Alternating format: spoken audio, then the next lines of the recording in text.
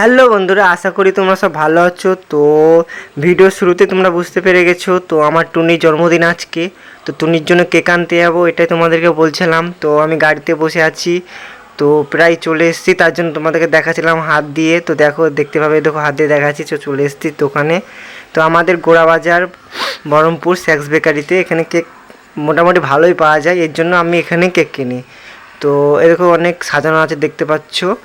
তো এগুলোর মধ্যে আমার সেরকম পছন্দ হলো না, তো নিইনি, ওই সাইডে নিয়েছি। তো চলো দেখো।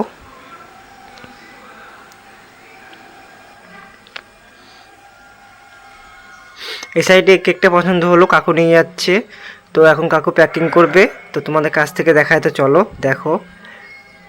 আমি জানি না টুনির পছন্দ হবে কি না, বাড়িতে নিয়ে যাব, টুনি আসেনি, আমি একাই এসেছি।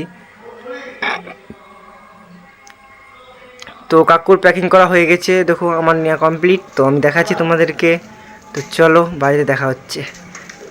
বলতে বলতে বাড়ি চলে এলাম। তো বেলুন ফোলাতে ফোলাতেই তোমাদের সাথে আবার কথা বলতে শুরু করলাম। তো আমি টুনা আর টুনি মিলে বেলুন ফোলাতে লেগেছি।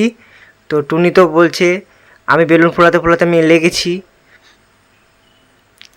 কী করবো, আমি একা ফোলাতেই হবে। তো আমি ফুলাচ্ছি। তো টুনা বলছে আমি ফুলাবো, তো কিছু করার নাই, টুনা টুনি মিলে ফুলাচ্ছি। তো আমাদের প্রায় কমপ্লিট। টুনি খেলা করছে দেখতে পাচ্ছ বেলুন নিয়ে, আর আমি মানে টুনা একটু বেলুনটা সাজাচ্ছে। তো চলো দেখতে পাচ্ছ টুনা টুনি মিলে ভালো ডেকোরেশন করে নিয়েছে, ছোটোখাটো ডেকোরেশন। তো প্রায় ডেকোরেশন কমপ্লিট। তো চলো কেকটা নিয়ে আসি, পাশের ঘরে ফ্রিজে রাখা আছে। প্রায় অনেকক্ষণ আগে এনেছি, তো না আনলে বাইরে রাখলে কেকটা হয়ে যাবে, মানে গরম হয়ে গলে যেতে পারে, তার জন্য ফ্রিজে রেখেছিলাম। প্যাকেটে খুলে নিই, কারণ অনেকক্ষণ প্যাকেটে রাখা ছিল। তো প্যাকেটে থাকলে কাটবো কী করে, তার জন্য খুলে নিলাম। তো দেখাচ্ছি তোমাদের কেকটা। তো কেমন হয়েছে কমেন্টে অবশ্যই বলবা।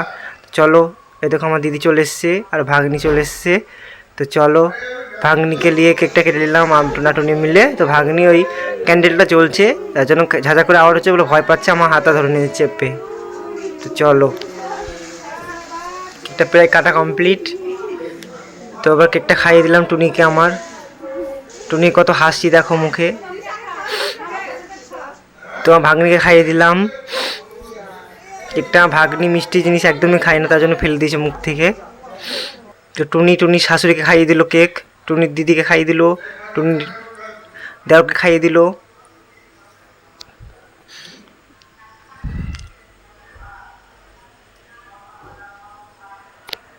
টুনির ঠাকুমাকে খাইয়ে দিল।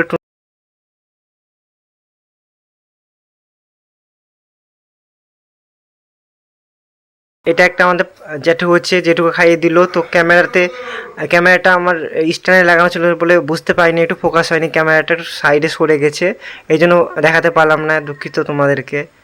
তো দাদুকে খাইয়ে দিল। এটা দাদুকে জামা পরতে বললাম, কোনো মতে পড়লো না। তো এটাই কমপ্লিট তো ভিডিও। তো চলো পরের ভিডিওতে আবার দেখা হচ্ছে। তো বাই বাই, সব সাবস্ক্রাইব, ফলো, লাইক, কমেন্ট করে দিও।